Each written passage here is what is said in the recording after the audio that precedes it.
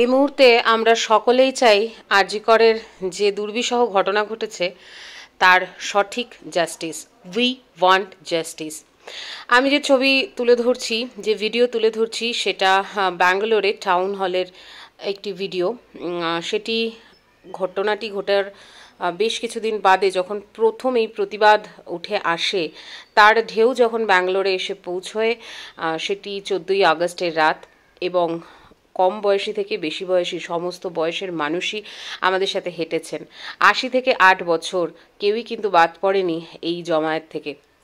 রাত 11টায় জমায়েত হওয়ার কথা ছিল এবং প্রায় আমরাই যখন পৌঁছই সেখানে ঘড়ির কাঁটা বলেছে 10টা 20।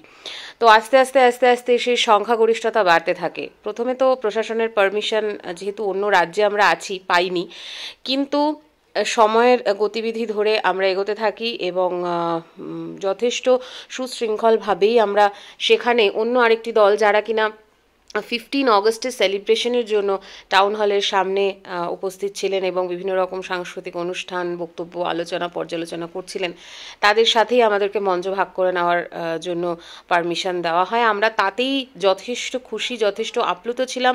খুশি তো বলা যায় না, আমরা থ্যাঙ্কফুল ছিলাম যে আমাদেরকে অন্তত সেটুকু সুযোগ করে দিয়েছিল কর্ণাটকের প্রশাসন।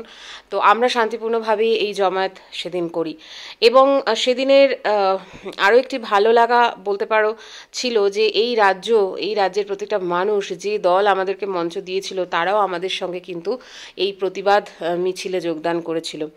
এখানে আমি আর হিরণময়, আমরা যদিও এখানে নতুন, তাই সেভাবে কারোর সাথে আমাদের পরিচিতি ছিল না, কিন্তু জাস্টিস তো পার্সোনাল পরিচিতি আলাদা করে চায় না, বরং সেখানে বিবেক বুদ্ধি মিলে যায় একে অন্যের সাথে।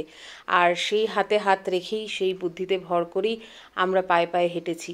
হ্যাঁ, সেদিন কোনো মিছিল বা হচ্ছে গিয়ে র্যালি আমরা তো করতে পারিনি, সেটার পারমিশন সেদিন ছিল না, পরের দিনও ছিল না, কিন্তু আমরা যে এক জায়গায় জমায়েত হতে পেরেছি, আমাদের বক্তব্য রাখতে পেরেছি, আমাদের সাথে ঘটা এই দুর্বিষহ বিষয় যে শুধুই বাঙালি একটি ডাক্তারের নয়, এটি যে দিনের পর দিন সমগ্র ভারতবর্ষ তথা সমগ্র বিশ্বে ঘটে চলেছে, এই ধর্ষণ যে কত চরম শাস্তিযোগ্য একটা অপরাধ, সেটা নিয়ে এই যে লড়াই আমরা শুরু করেছি, তার সাক্ষী ছিল সেদিন আমাদের এই ভিন রাজ্যে থাকা আমাদের প্রতিবেশী মানুষরা।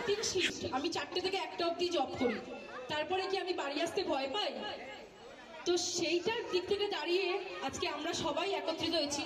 আর আমি দেখে খুব আপ্লুত যে আপনারা এতজন এত রাতের বেলা এসছেন। তো আমরা এই প্রতিবাদটাকে আরো এগিয়ে নিয়ে যাওয়ার জন্য আমরা আগামী 17ই অগস্ট ফ্রিডম পার্কে আরেকটা প্রতিবাদ মিছিলের আয়োজন করছি। গুছিয়ে সাজিয়ে বলার আলাদা করে আর কিছু নেই, তাই ভিডিও রীতি টানছি এখানেই। তবে প্রতিবাদ চলছে, চলবে।